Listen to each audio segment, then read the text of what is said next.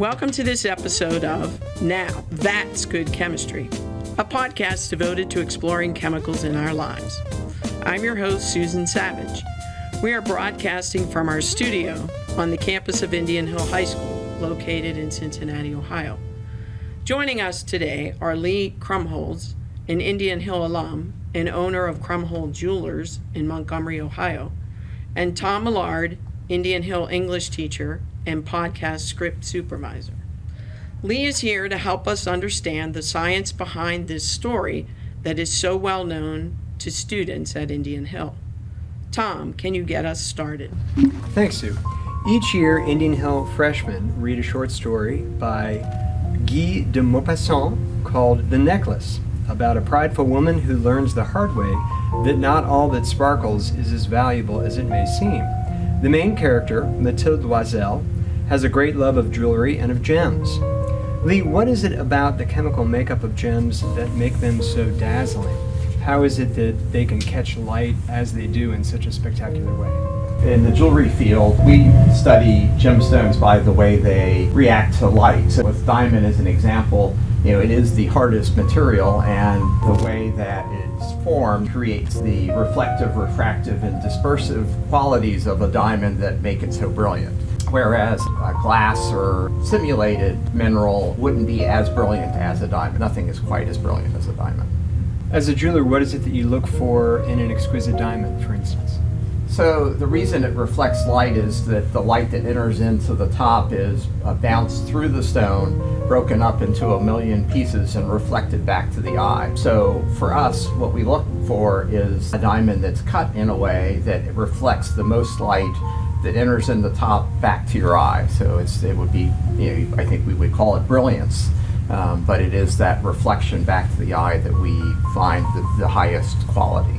So it really is the cut of the diamond that's the most equally as important as other characteristics. So there's actually 4 characteristics. We call them the 4 C's: color, clarity, which is whether it has inclusions or not, and the physical weight of it that make the value of a diamond. Color, which is its body color. Diamonds aren't all purely white. Actually, they become increasingly rare as they become pure or white. Many of them, particularly the diamonds that are used for industrial purposes like grinding and cutting, are kind of a brownish tone, so they're sort of not naturally a white tone. And then clarity is whether there are imperfections, often carbon spots. Carbon, as the diamond is formed, doesn't always make it perfectly clear, so there are sometimes inclusions, things included within that diamond that you can see through a microscope, sometimes without a microscope.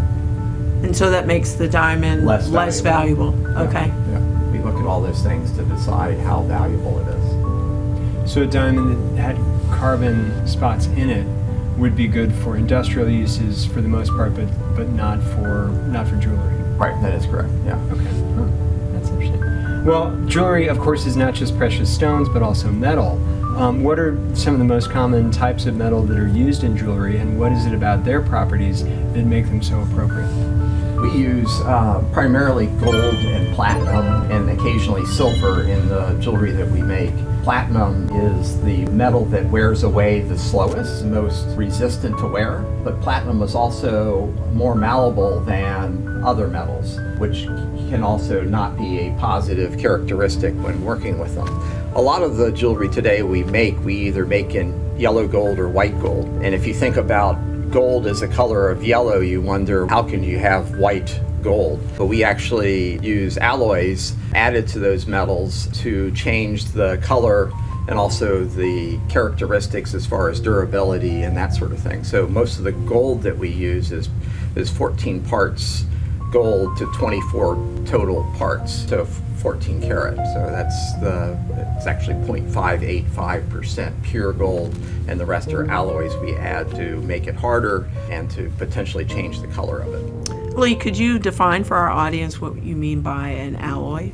Sure. An alloy is other metals that are mixed together in a way to, again, change the characteristics. So again, to potentially harden it, or again to change the color. Often, like with white gold as the example, there's nickel, silver, there's other white metals that we add to it in different quantities. And actually some of the alloy mixes are secret recipes by manufacturers. They create and feel like are better than other mixes. Secret recipes. Secret recipes. So to be clear, if you get something that's made of gold, it's actually a mixture of metals because gold is too soft and malleable to wear, along with platinum that is too soft and malleable. You have to add other metals to it to give it some strength. Occasionally use pure carats of gold. 14 is the most common in the U.S. We also make things in 18 karat gold, 18 parts out of 24 of pure gold. But we occasionally do pure gold things that would be like a plain band.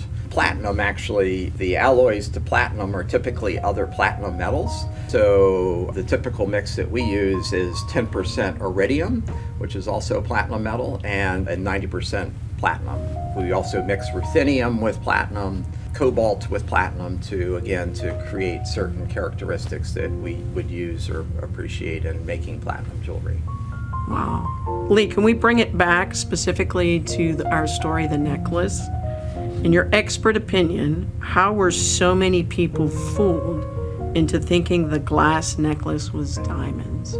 Yeah, so based on the period of time that the book takes place, my instincts are, as it's described as glass, it probably was a foiled back stone of glass. So in what we call costume jewelry, and the term, you probably have heard the term rhinestone, basically it's a glass stone with foil on the back of the stone to act as a reflector.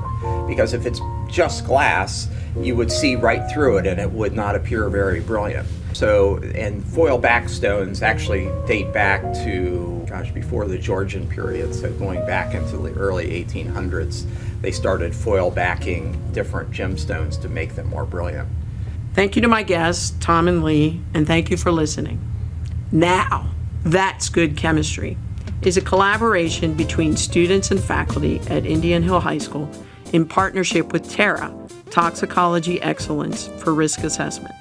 Our technical supervisor is Indian Hill Television Network Executive Director and Technology Teacher Denny Dubbs. Our script supervisor and editor is English teacher Tom Millard. Our graphic designers are students Liz George and Ryan Kennebeck. Our theme music was composed by student Preston Marks. Thanks to the faculty, staff, and administration at Indian Hill for their behind-the-scenes efforts and support. Until next time, I'm your host, Susan Savage.